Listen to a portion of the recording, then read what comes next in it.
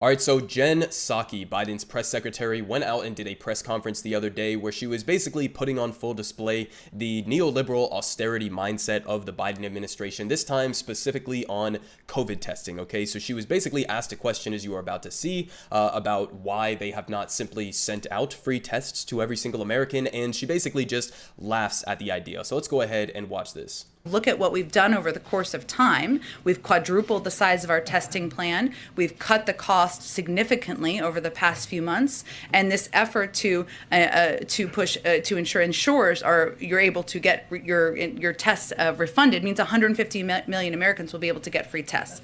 Complicated though. Why not just make them free and give them out and have them available everywhere? Should we just send one to every American? Maybe. Then what happens if every American has one test? How much does that cost, and then what happens after that? All I know is that other countries seem to be making them available in greater quantities for less money. Well, I think we share the same objective, which is to make them less expensive and more accessible, right?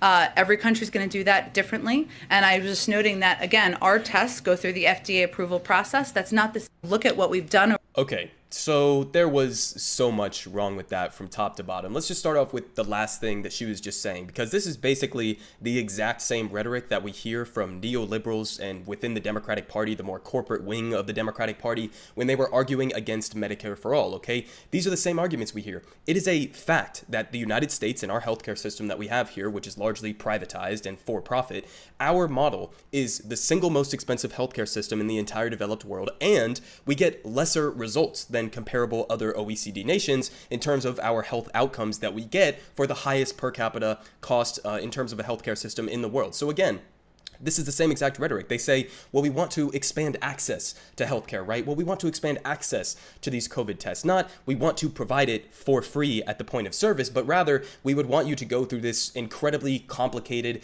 bureaucratic network of privatization and insurance companies that is extremely hard to get through, and where at the end, maybe half of the American population, right? She said 150 million people, maybe at the end of the day, after walking their way through that complicated process, you might get refunded for the COVID tests that you had just bought at a ridiculously inflated price. Okay, so that's their mindset. Not just let's provide these to people, as many other countries around the world have done, but somehow the most wealthy and powerful country in the history of humanity can't afford or can't logistically pull off the same things that all of these other countries around the world are doing. And as pointed out in this thread, okay, here by Matt Carolian, he points out that you can literally just go on the UK government website and directly order COVID tests, okay? You can't do this in the United States. And on top of that, you could also just walk into a CVS or the equivalent of a CVS, any pharmacy in the UK, and just walk out with 7 or more free tests, okay? You can't do that in the United States. There's a cost burden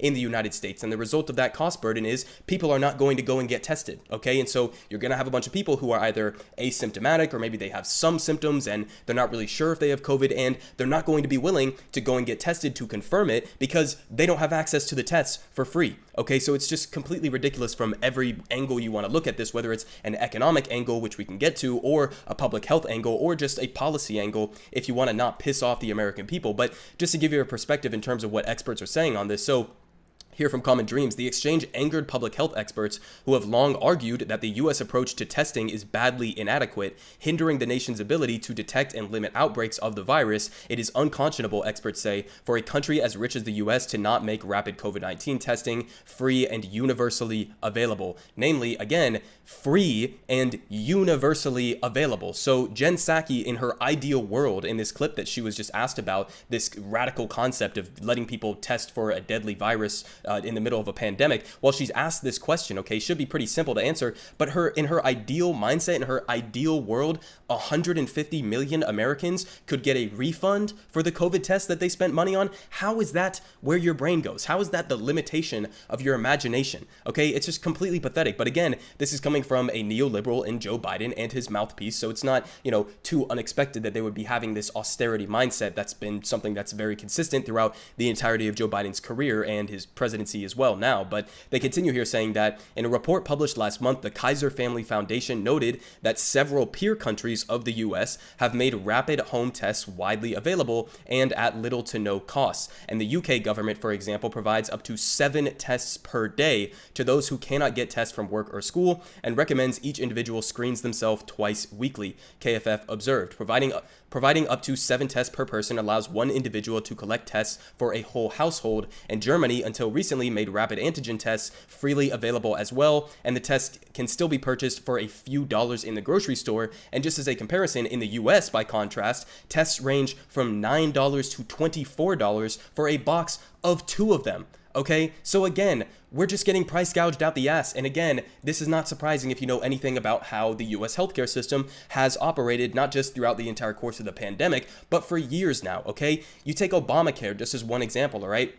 This is a policy that was put in place under the Obama administration, and this is when he had a supermajority in Congress, so you can't even make the same types of arguments that Joe Biden is making right now of, oh, I have, limited political credit or anything like right now in the given situation politically we have right now under the Biden administration. But Obama had a supermajority. He passes Obamacare, which was originally a right-wing Heritage Foundation think tank plan, and this plan does not provide universal health care as the American people overwhelmingly wanted, but instead creates an even worse or an even more expanded and bloated bureaucratic system where it doesn't actually end up reducing premiums or copays in the long run or overall in terms of how much we are spending on our healthcare system here in the United States. So again, even if you care about fiscal responsibility, even if you care about how much it's going to cost the American people, well, we right now have the most expensive healthcare system in the world, and we're getting lesser results. So please tell me again why we can't do what the entire rest of the developed world is doing, whether it's in having some form of a single-payer universal healthcare system or in providing universally